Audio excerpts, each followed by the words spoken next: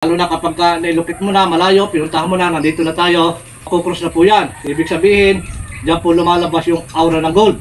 Ito pong aura meter, hindi po siya pang long distance. Pang malapitan po siya, pang tutukan po siya. Kapag nasa ilalim ka na, kailangan, pagka i-estimate po natin yung lapad,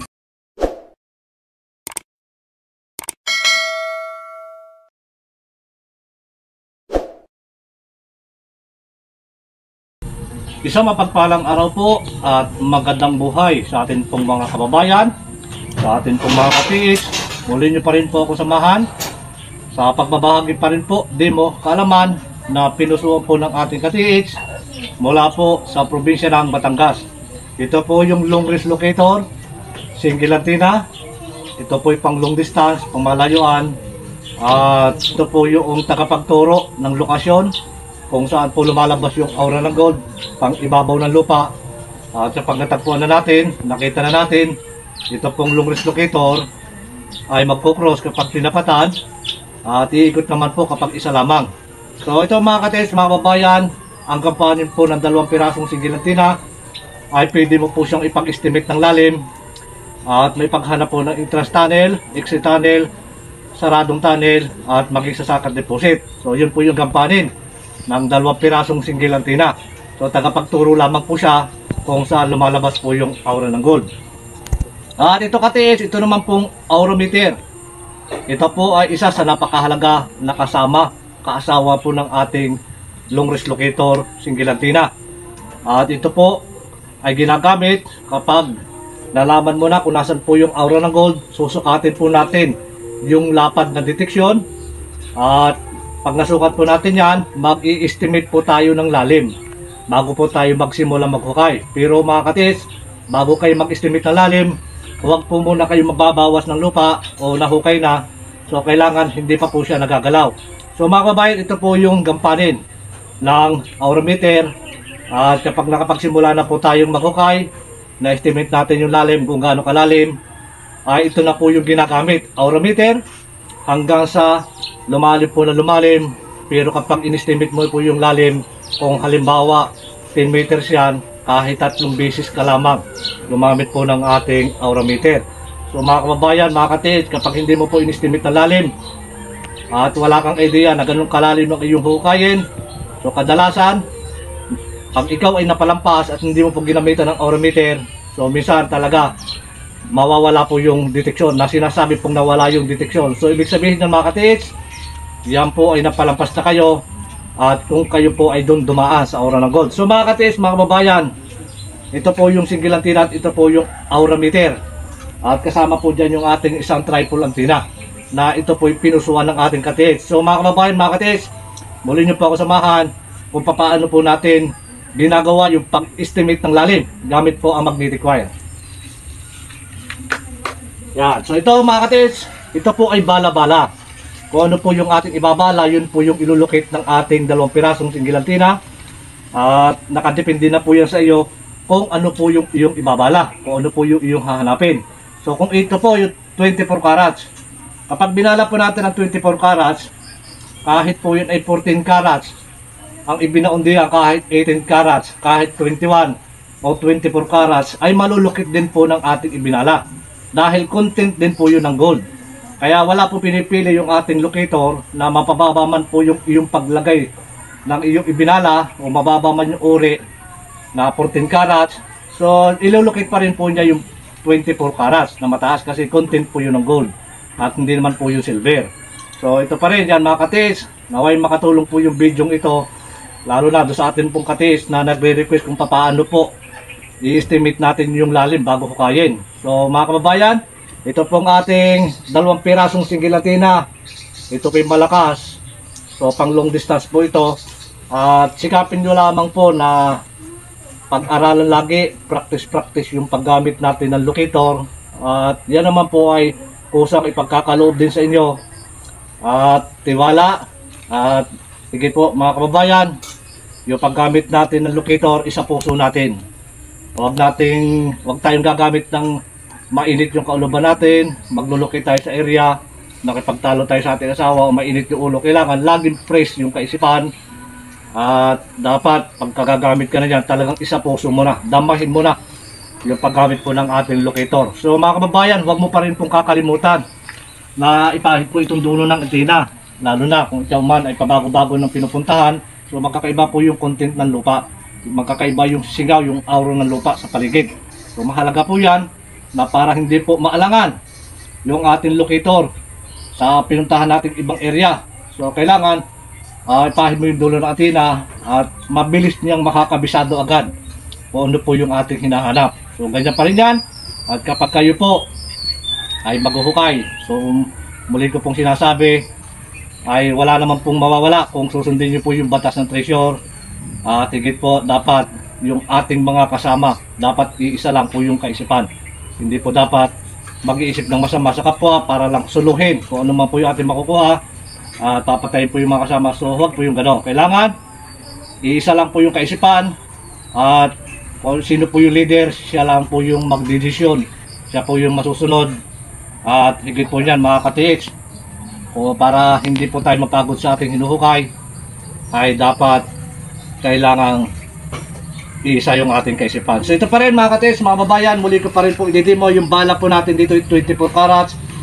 At ang ilulukit ko naman po dito ay 18 carats. So content din po ito ng gold. At 24 carats yung ating bala. Ngayon mga ka-TH, kapag ginamit mo na po ang locator, nando ka na sa area, so ganito pa rin yan. Kapag itinaas mo po dapat sabay lagi. At ito po yung pakita natin, dapat isang feet kalahati. Ito na yung ating pamantayan, guide ng ating katawan. So tamang taas, huwag pong mataas, huwag nakatingala, kailangan pantay, tungo na konti. So ganyan po yan. Ito yung ating pamantayan lagi. Ganyan yung gagawin. So ganito pa rin ka-TH, pag tinaas po ang 2 piraso singlatina, pag tinaas mo ng sabay, sa gitna ka titingin. Pakikiramdaman mo yung 2 dulo kung saan siya hihilahin ng aura ng gold. So tutustusan mo lang. Huwag mo po siyang kukontrahin. So bagamat paulit-ulit ko man na ibinabahagi, sinasabi ito po mga ganitong pamamaraan. So yan po ay para sa ating mga baguhan, sa ating mga ka-TH na nag-aaral at bago pa lang po sa paghawak ng ating mga gamit. So ito pa rin mga ka-TH, pagtaas po natin, ayan, sabay taas po yan, doon agad po yan tuturo. So nado po agad yung ating gold. So unang taas mo niya ka-TH, sulat po na aking sinasabi, una po niyan, mahina po ang takbo ng ating locator sa unang gamit. Pangalawa, doon na po makikita natin yan ang bilis hanggang pangatlo. So kabisado na po niya yung kanya nilulukit kung nasaan po yung lugar. Ito pa rin mga ka-TH. Kaya pag tinapatan po yan, automatic, lalo na kapag nilukit mo na malayo, pinuntahan mo na, nandito na tayo. So ganyan po yan, malalaman mo na po yan dyan. So magkukross na po yan. Ibig sabihin, dyan po lumalabas yung aura ng gold. So dyan na po natin nadidetect. So gagamitin naman po natin yung aura meter. Tayo po ay mag-i-estimate ng lapad ng deteksyon ng gold, ng aura ng gold. So ito po yung aura meter. Nabala-bala din po yan. So ito po ay magagamit natin pang malapitan. At ito pong aura meter, hindi po siya pang long distance. Pang malapitan po siya, pang tutukan po siya. Kapag nasa ilalim ka na, ito na po yung huhuli sa aura ng gold na kung saan po yan lumalabas. Kaya ang aura meter po ay hindi tinatawag na pang long distance, pang malapitan lamang yan. So yan mga ka-TH, nalukit na natin, dyan na cross. So kailangan, pagka i-estimate po natin yung lapad, sa labas lagi tayo kukuha, magsisimula. So ganyan po yan, pwede po yan pahiga. Yan, ganyan po yan. Pahiga po yan. Papunta po doon ang baling, pagka aura meter, yan, papunta po doon sa kanan. So kapag nandito po tayo sa kanan, papasok po tayo na papasok papaloob. Hanggang sa fountain tip po yan. Hanggang sa maramdaman po natin na ang pendulo po natin ay biglang bumagsak ng pababa na. So yun na po yung guide.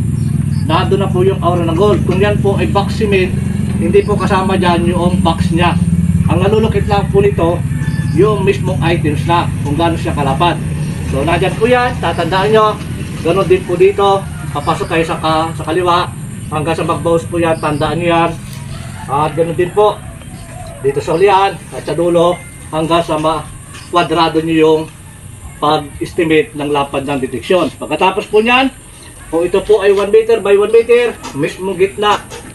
Sa gitna mismo, yun ang kukuhanin mo sa paggamit po natin ng ating pong magnetic wire. Sunod po yan, nalaman mo na po yung gitnaan. Kung nasaan po yung pinakang gitna dahil in-estimate mo po yung lapad. Kuhanin mo po yung gitna. Kung matigas po yung lupa, kumuha ka ng maliit na bagay, kahit pa kundi 4, itusok mo doon sa gitna, bunutin mo, at ito na po yung gagamitin natin. Ito po yung magnetic wire na number 18, kailangan 35 feet hanggang 40 feet. Yan na po yung pwede ko na i-recommend rin sa inyo kahit magbawas tayo. So hindi naman po natin kailangan yung malalalim na hukayin at napakalalim na po yan. Kaya sa pamamagitan po ng number 18 magnetic wire, itutusok mo po yan sa gitna anong tinusukan mo ng pako para magkaroon siyang butas dahil kung matigas po yung lupa. Kahit 2 inch, kahit 3 inch, itusok mo yan sa gitna. At ang natitira pong magnetic wire, kung ito man ay 35 feet, 40 feet, nakatusok po yan dyan. Pwede mo nang bunutin, kapitan mo ang dulo. Ito pa ipahilang pa, ladlad mo sa kasama mo. Dapat tuwid po ito. Dapat tuwid. So, kung sa silangan po, at i-estimate mo na yung lapa, yung dadaanan, para tuwid siya. Iladlan pa na tuwid.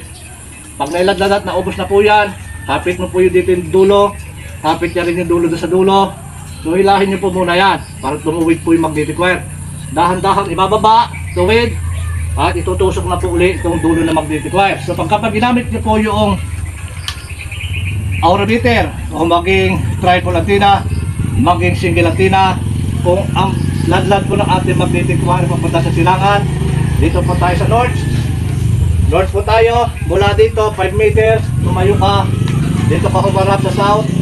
At nandiyan po yung magnetic wire papunta sa silangan. So mabablock na po dito, wala na po siyang detection ng aura ng gold, naka-block na po yan. Inagaw na po ng magnetic wire at ang locator po natin ay papaling na po yan sa katawan ng magnetic wire.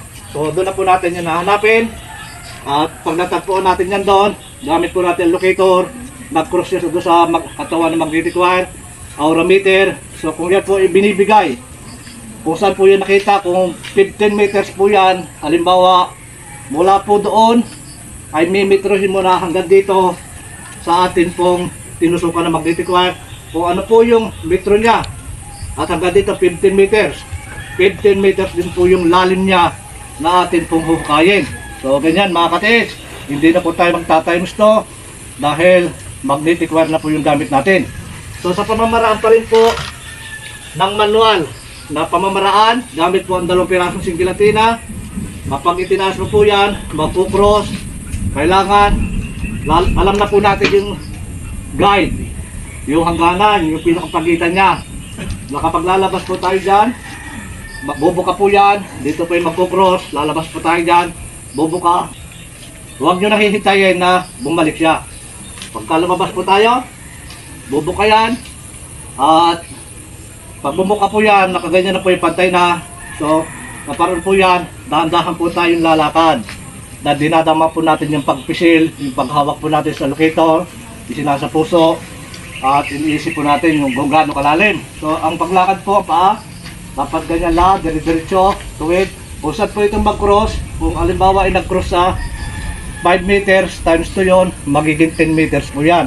So ganun po yung paggamit natin sa manual na pamamaraan. So mga kababayan, mga katiis, naway nakatulong po yung simpleng video ito sa pamamagitan po ng ating locator, ng ating magnetic wire, kung paano po ini-estimate yung lalim.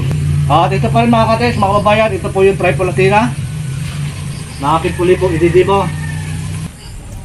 At ito pa rin mga katiis, mga kababayan, ito pong ating triple antenna, ito po ay bala-bala pa rin. So nakadepende na rin po yan kung ano po yung ating babala. So yan. At ito po ay pwede makasama. Ito pong ating isang single antenna at isa pong triple antenna. So yan mga katiis, mga kababayan, ito po yung ating triple antenna na pinusuan po ng ating katiis. So ito po mga kababayan, may bala po yung ating yan, may bala po yung ating triple antenna. Doon pa rin yan. So kapag tinapatan yan, cross po agad yan. So ganun po yung paggamit natin ng ating pong triple antenna at isang single antenna. So kailangan meron po kayong 2 pirasong single antenna at meron po isang triple antenna At kahit hindi nyo na po kailangan ng Japanese one, dahil meron na po tayong arometer. So, ito po ating isang single antenna at isang triple antenna ay pwede na po ipaghanap ng interest tunnel. So, ito po yung gagamitin natin bilang ground. Tulad pa rin po na aking ginagawa sa video kung paano po inahalap yung interest tunnel. At ito naman pong kanan, siya po yung magtuturo kung nasan po yung entrance. So, lahat po mga katiis ng ating binabala ng ating hinahanap ay mayroong katapat na balak sa paghanap po ng entrance tunnel, exit at saradong tunnel, mag-isa sa sakar deposit. So ito na po yung gagamitin natin yung ground sa paggamit po, paghanap ng atin pong hinahanap. So mga kababayan, mga katiis, muli po maraming salamat sa inyong lahat. Salamat po sa lahat ng mga nag-subscribe sa ating po mga katiis. Shoutout po sa inyong lahat. Ingat at dalangin ko na maging matagumpay kayo sa inyong pong hinahangad. Maraming salamat po at God bless you all.